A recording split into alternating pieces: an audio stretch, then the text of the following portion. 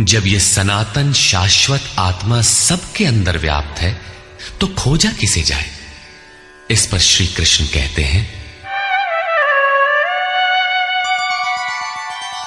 अव्यक्तोऽयमचिन्त्योऽयम् अविकार्योऽयमुच्यते तस्मादेवं विदित्वैनं नानुशोचितुमर्हसि।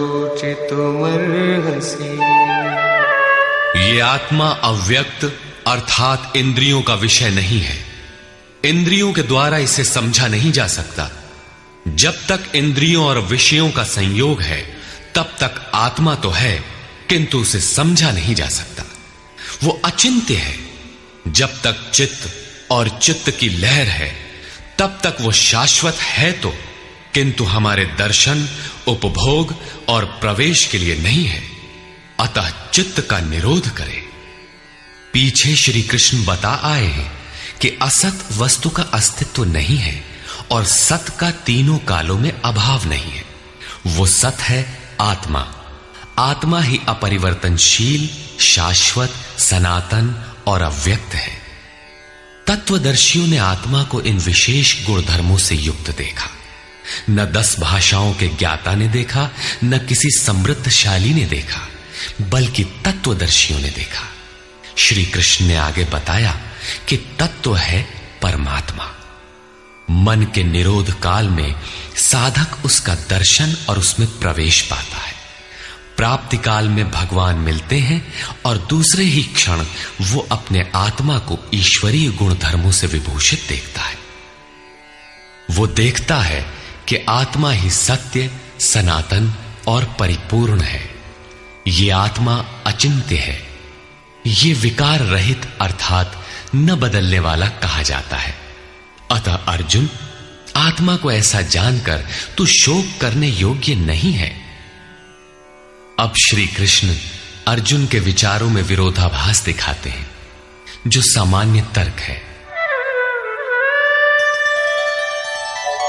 अथ चैनं नित्यजातं नित्यं वा मन्यसे मृतं तथापि त्वं महाबाहो नैवं शोचितुमर्हसि। यदि तू इसे सदैव जन्मने वाला और सदा मरने वाला माने तब भी तुझे शोक नहीं करना चाहिए, क्योंकि जातस्य हि ध्रुवो मृत्युः ध्रुवं जन्म मृतस्य च तस्मादपरिहार्येऽर्थे न त्वं शोचितुमर्हसि। ऐसा मान लेने पर भी जन्मने वाले की निश्चित मृत्यु और मरने वाले का निश्चित जन्म सिद्ध होता है। इसलिए भी तू बिना उपाय वाले इस विषय में शोक करने लायक नहीं है। जिसका कोई इलाज नहीं, उसके लिए शोक करना एक अन्य दुख को आमंत्रित करना है। अव्यक्तादीनि भूतानि व्यक्तमध्यानि भारत अव्यक्तनिधनान्येव तत्र का परिदेवना। अर्जुन, संपूर्ण प्राणी जन्म से पहले बिना शरीर वाले और मरने के बाद भी बिना शरीर वाले हैं। जन्म के पूर्व और पश्चात भी दिखाई नहीं पड़ते। केवल जन्म मृत्यु के बीच में ही शरीर धारण किए हुए दिखाई देते हैं। अतः इस परिवर्तन के लिए व्यर्थ की चिंता क्यों करते हो? इस आत्मा को देखता कौन है? इस पर कहते हैं,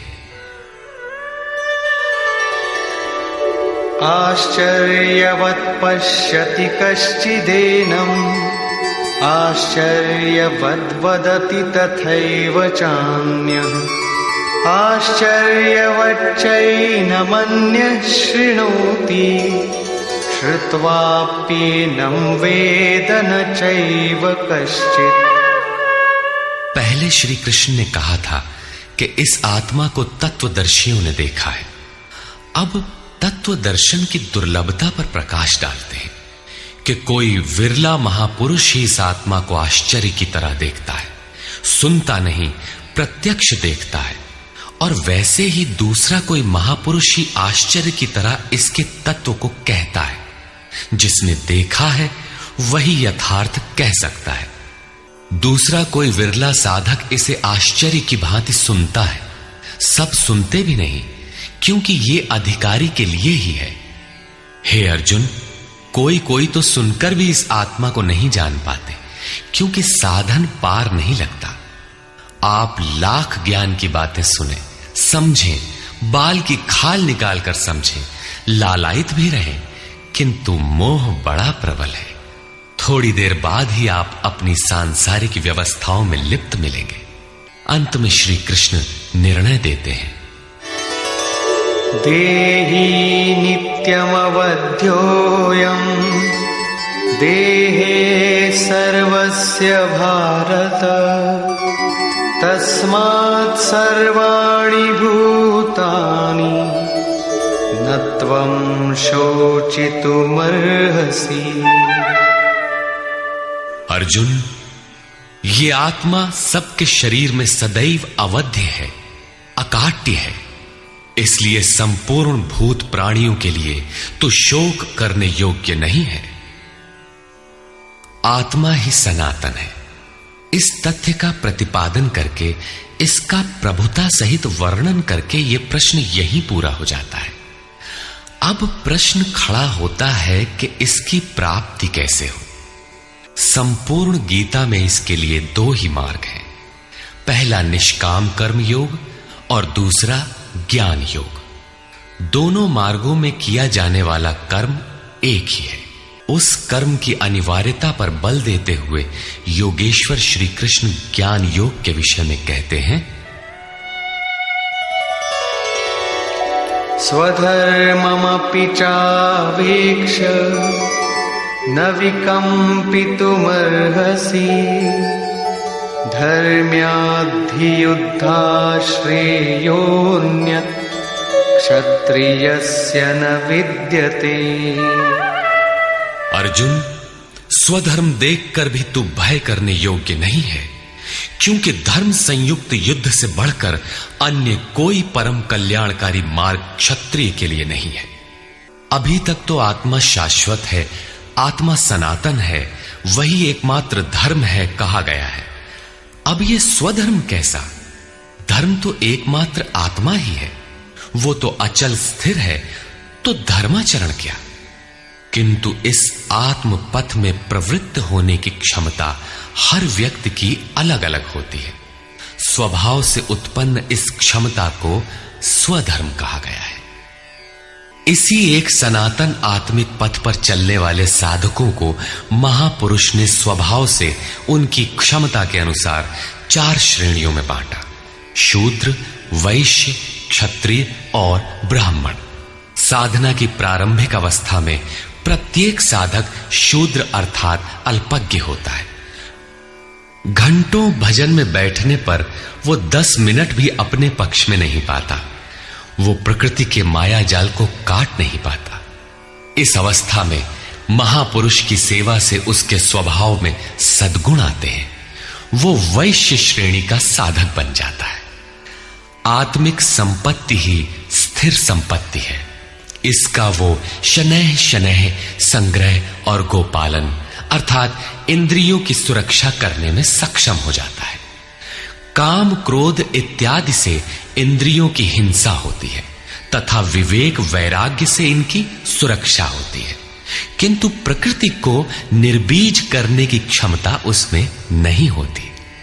क्रमशः उन्नति करते करते साधक के अंतःकरण में तीनों गुणों को काटने की क्षमता अर्थात क्षत्रियत्व आ जाता है।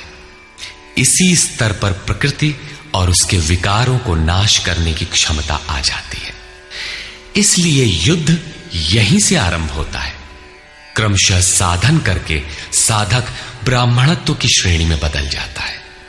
इस समय मन का शमन, इंद्रियों का दमन, धारावाही चिंतन, सरलता, अनुभव, ज्ञान इत्यादि लक्षण साधक में स्वाभाविक प्रवाहित होते हैं। इन्हीं के अनुष्ठान से चलकर क्रमशः वो ब्रह्म में प्रवेश पा जाता है, जहां वो ब्राह्मण भी नहीं रह जाता। विदेह राजा जनक की सभा में महर्षि याज्ञवल्क्य ने चाक्रायण, उशस्ति, कहोल, आरुणि, उद्यालक और गार्गी के प्रश्नों का समाधान करते हुए बताया कि आत्म साक्षात्कार का पूर्णतया संपादन करने वाला ही ब्राह्मण होता है। यह आत्मा ही लोक परलोक और समस्त प्राणियों को भीतर से नियमित करता है। सूर्य, चंद्रमा, पृथ्वी, जल, वायु, अग्नि, तारागण, अंतरिक्ष, आकाश एवं प्रत्येक क्षण इस आत्मा के ही प्रशासन में है। ये तुम्हारा आत्मा अंतर्यामी अमृत है। आत्मा अक्षर है, इससे भिन्न सब नाशवान है। जो कोई इसी लोक में इस अक्षर को न जानकर हवन करता है, तप करता है, हजारों वर्षों तक यज्ञ करता है, उसका ये सब कर्म नाशवान है। जो कोई भी इस अक्षर को जाने बिना इस लोक से मरकर जाता है, वो दयनीय है, कृपण है, और जो इस अक्षर को जानकर इस लोक से मरकर जाता है, वो ब्राह्मण है। अर्जुन क्षत्रिय श्रेणी का साधक है। श्री कृष्ण कहते हैं कि क्षत्रिय श्रेणी के साधक के लिए युद्ध के अतिरिक्त कोई कल्याणकारक रास्ता है ही नहीं। प्रश्न उठता है कि क्षत्रिय है क्या? प्रायः लोग इसका आशय समाज में जन्मना उत्पन्न ब्राह्मण, क्षत्रिय, वैश्य, शूद्र जातियों से लेते हैं। इन्हें ही 4 वर्ण मान लिया जाता है, किंतु नहीं। शास्त्रकार ने स्वयं बताया है कि क्षत्रिय क्या है, वर्ण क्या है। यहां उन्होंने केवल क्षत्रिय का नाम लिया और आगे 18वें अध्याय तक इस प्रश्न का समाधान प्रस्तुत किया कि वस्तुतः ये वर्ण हैं क्या और कैसे इनमें परिवर्तन होता है। श्री कृष्ण ने कहा, चातुर्वर्ण्यम मया सृष्टम। 4 वर्णों की सृष्टि मैंने की, तो क्या मनुष्यों को बांटा? श्री कृष्ण कहते हैं कि नहीं, गुण कर्म विभागशः, गुणों के माध्यम से कर्म को 4 भागों में बांटा। यह देखना है कि वो कर्म क्या है जिसे बांटा गया। गुण परिवर्तनशील है। साधना की उचित प्रक्रिया द्वारा तामसी से राजसी और राजसी से सात्विक गुणों में प्रवेश मिलता जाता है। अंततः ब्राह्मण स्वभाव बन जाता है। उस समय ब्रह्म में प्रवेश दिला देने वाली सारी योग्यताएं उस साधक में रहती हैं। वर्ण संबंधी प्रश्न यहां से आरंभ होकर 18वें अध्याय में जाकर पूर्ण होता है। श्री कृष्ण की मान्यता है, श्रेयान् स्वधर्मो विगुणः परधर्मात् स्वनुष्ठितात्। स्वभाव से उत्पन्न इस धर्म में प्रवृत्त होने की क्षमता जिस स्तर की हो, भले ही वो गुण रहित शूद्र श्रेणी की हो, तब भी परम कल्याण करती है, क्योंकि आप क्रमशः वहीं से उत्थान करते हैं। उससे ऊपर वालों की नकल करके साधक नष्ट हो जाता है। अर्जुन क्षत्रिय श्रेणी का साधक था, इसलिए श्री कृष्ण कहते हैं कि अर्जुन, अपने स्वभाव से उत्पन्न योग्यता को देखकर, इस युद्ध में प्रवृत्त होने की अपनी क्षमता को देखकर भी तू भय करने योग्य नहीं है। इससे बढ़कर दूसरा कोई कल्याणकारी कार्य क्षत्रिय के लिए नहीं। इसी पर प्रकाश डालते हुए पुनः योगेश्वर कहते हैं, यदृच्छया चोपपन्नम स्वर्गद्वारमपावृतम् सुखिनः क्षत्रियाः पार्थ लभन्ते युद्धमीदृशम्। पार्थिव शरीर को ही रथ बनाकर अचूक लक्ष्य वेदी अर्जुन, स्वतः प्राप्त स्वर्ग के खुले हुए द्वार रूपी इस युद्ध को भाग्यवान क्षत्रिय ही प्राप्त करते हैं। क्षत्रिय श्रेणी के साधक में तीनों गुणों को काट देने की क्षमता रहती है। उसके लिए स्वर्ग का द्वार खुला है, क्योंकि उसमें दैवी संपद पूर्णता अर्जित रहती है। स्वर्ग में विचरने की उसमें क्षमता रहती है। यही खुला हुआ स्वर्ग का द्वार है। क्षेत्र क्षेत्रज्ञ के इस युद्ध को भाग्यवान क्षत्रिय ही पाते हैं, क्योंकि उनमें ही इस संघर्ष की क्षमता है। दुनिया में लड़ाइयां होती हैं, विश्व सिमट कर लड़ता है, प्रत्येक जाति लड़ती है, किंतु शाश्वत विजय जीतने वाले को भी नहीं मिलती। ये तो बदले हैं। जो जिसको जितना दबाता है, कालांतर में उसे भी उतना ही दबना पड़ता है। ये कैसी विजय है जिसमें इंद्रियों को सुखाने वाला शोक बना ही रहता है, अंत में शरीर भी नष्ट हो जाता है। वास्तविक संघर्ष तो क्षेत्र और क्षेत्रज्ञ का है, जिसमें एक बार विजय हो जाने पर प्रकृति का सदा के लिए निरोध और परम पुरुष परमात्मा